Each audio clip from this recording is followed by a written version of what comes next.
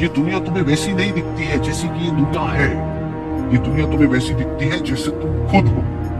जिसकी नजर जैसी है उसके लिए ये दुनिया वैसी ही है। तो अगर तुम अपनी दुनिया को बदलना चाहते हो तो उसका सिर्फ एक तरीका है, अपनी नजर को बदलो। एक बार की बात है, एक बहुत बड़ा नेता एक साधु के छोटे से आश्रम में गया, क्योंकि उसने बहुत सुना था उस साधु के बारे में और उसके मन में आया कि मैं एक बार जाकर के देखता हूँ कि लोग इतनी तारीफ क्यों करते हैं उसकी।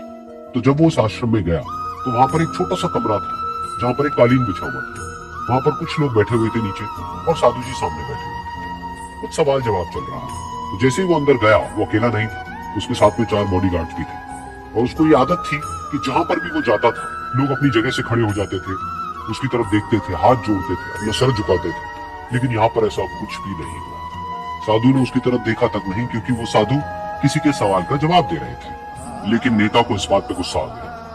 नेता को लगा कि ये मेरी बेइज्जती है। तो उस नेता ने साधु की बात को बीच में ही काटते हुए थोड़ा गुस्से से कहा, मैं आपसे कुछ कहना चाहता हूँ। साधु ने उसकी तरफ देखा और बोले, आप थोड़ी देर रुकिए, पहले मैं इनके सवाल का जवाब दे लूं, उसके बाद में मैं आपसे बात करूंगा। तब तक अगर आप चाहे तो आप बैठ सकते। बस साधु का इतना कहने की देर थी। नेता का चेहरा गुस्से से लाल हो गया और फिर उसने अपना सारा गुस्सा उस साधु के ऊपर निकाल दिया।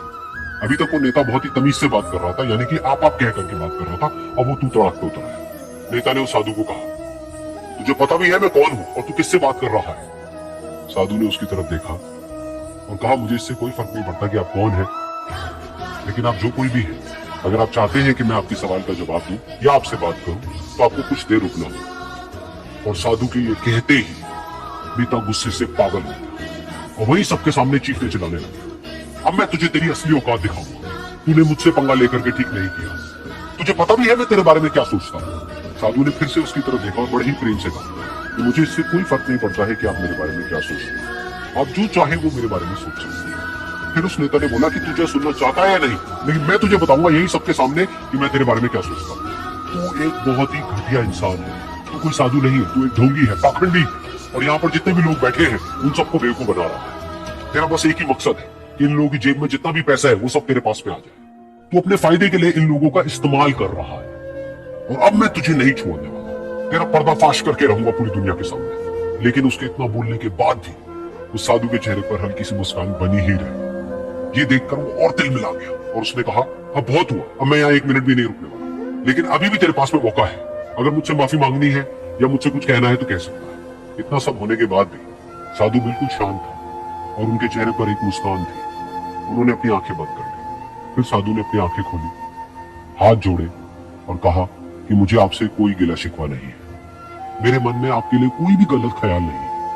जो भी आपने मेरे बारे में कहा वो आपकी अपनी सोच थी, तो मुझे आप में कोई भी बुराई नजर नहीं आती है। मुझे आप एक बहुत ही भले इंसान लगते हैं। और साधु के इतना कहते ही नेताजी का दिमाग 7वें आसमान पर पहुंच गया।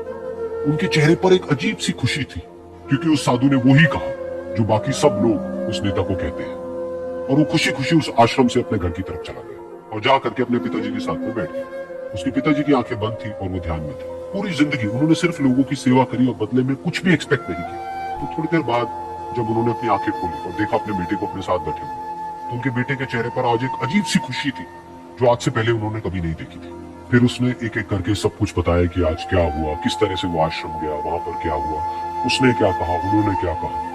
तो जब इसके पिताजी ने पूरी बात सुनी तो थोड़ा सा मुस्कुराए और अपने बेटे को देख करके बोले कि उन्होंने तुम्हारी तारीफ नहीं करी है, क्योंकि उन्होंने वो नहीं कहा कि जो तुम हो, उन्होंने वो कहा कि जो वो खुद है। और तुमने जो भी कुछ उनको कहा वो नहीं कहा कि जो वो है, बल्कि तुमने वो कहा जो तुम खुद हो। यही बात वेदों में भी कही गई है, यथा दृष्टि।